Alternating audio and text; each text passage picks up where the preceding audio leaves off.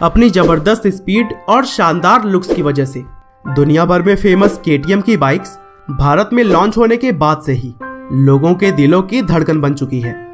यह एक ऐसी बाइक है जो कि हर युवा की पसंद है और ऐसा नहीं है कि यह सिर्फ अमीर लोगों की पहुंच में है।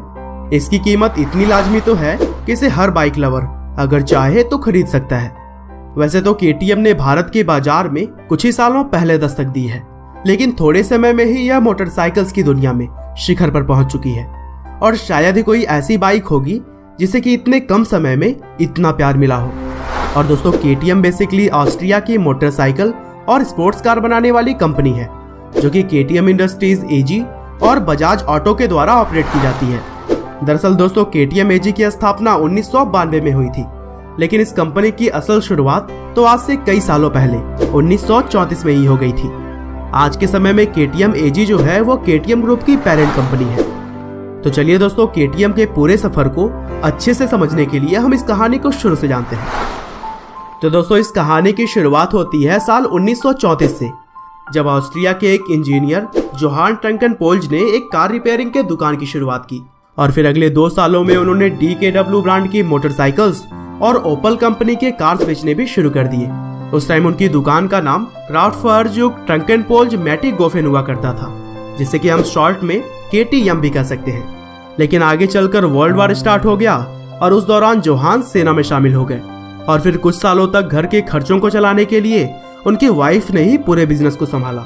लेकिन जब वर्ल्ड वार खत्म हुआ तो रिपेयरिंग के काम में बहुत मंदी आ गई और इसी दौरान ट्रंकनपोल्ज ने अपनी खुद की मोटरसाइकिल्स बनाने का फैसला किया और फिर उनकी पहली मोटरसाइकिल R100 का प्रोटोटाइप 1951 में बनाया गया। इस मोटरसाइकिल में रोटेक्स कंपनी का इंजन लगा था और इसके अलावा मोटरसाइकिल्स के ज्यादातर पार्ट्स को दुकान पर ही बनाया गया था। 2 साल तक जब मोटरसाइकिल की जांच पूरी तरीके से कर ली गई तो फिर 1953 में मोटरसाइकिल का प्रोडक्शन करना भी शुरू कर दिया गया। उस वक्त कंपनी में सिर्फ 20 एम्प्लॉइज काम किया करते थे, लेकिन एक दिलचस्प बात यह थी कि सिर्फ 20 लोगों के साथ भी कंपनी हर दिन करीब 3 नई बाइक्स बना लिया करती थी। हालांकि दोस्तों, अभी तक यह कंपनी रजिस्टर्ड नहीं की गई थी, लेकिन 1953 में अर्नेस्ट क्रॉनरिफ नाम के एक बिजनेसमैन ने कंपनी में इन्वेस्टमेंट किया। उसके बाद कंपनी को क्रॉनरिफ ट्रंकनपोल्ज मैटिगोफेन नाम के साथ रजिस्टर्ड किया गया। 1954 में कंपनी ने R125 टूरिस्ट नाम की एक बाइक लॉन्च की और इसके बाद ही ग्रैंड टूरिस्ट और स्कूटर मिराबेल को 1955 में लॉन्च किया गया। हालांकि इसी बीच कंपनी के लिए गौरव का पल तब आया जब 1954 में KTM के बाइक ने ऑस्ट्रियन 125cc नेशनल चैंपियनशिप का खिताब अपने नाम कर लिया और यह रेस जीतकर कंपनी ने रेसिंग जगत में भी अपना लोहा मनवाया। 1957 में KTM की पहली स्पोर्ट्स बाइक आई जिसका नाम ट्रॉफी 125cc था। साथ ही इसी साल KTM का पहला मोपेड मेकी भी लॉन्च किया गया। आगे चलकर 60 के दशक के दौरान कंपनी ने साइकिल्स बनाना भी शुरू कर दिया, लेकिन इसी बीच कंपनी का बुरा दौर तब शुरू हो गया जब कंपनी के हिस्सेदार अर्नेस्ट क्रॉनरिफ की मृत्यु 1960 में हो गई और फिर 2 साल के बाद ही 1962 में हार्ट अटैक की वजह से कंपनी के फाउंडर जोहान ट्रंकनपोल्ज ने भी इस दुनिया को अलविदा कह दिया। और दोस्तों, यह दौर कंपनी के लिए बहुत ही बुरा साबित हो रहा था। अपने पिता की मृत्यु के बाद एरिस ट्रंकनपोल्ज ने कंपनी को मैनेज करने की जिम्मेदारी अपने सर पर उठाई और उन्होंने कंपनी को एक नए सोच के बलबूते आगे बढ़ाया।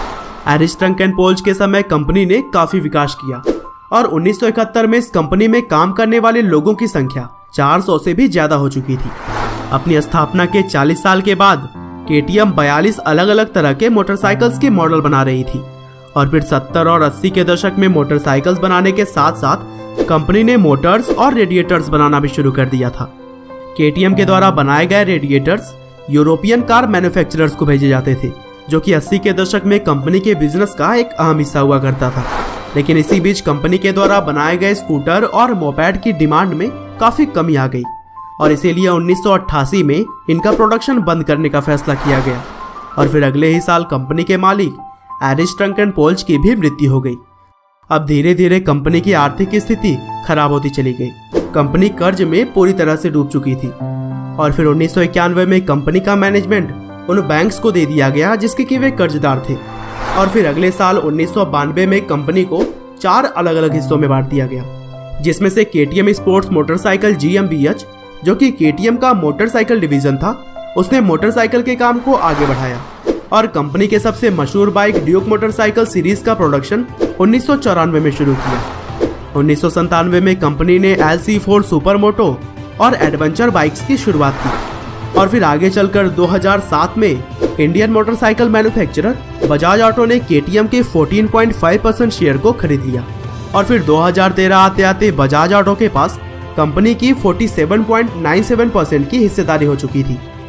2012 में KTM स्पोर्ट मोटरसाइकिल GmbH का नाम बदलकर KTM AG कर दिया गया और 2015 आते आते कंपनी का टर्नओवर 1 बिलियन यूरो को छू गया।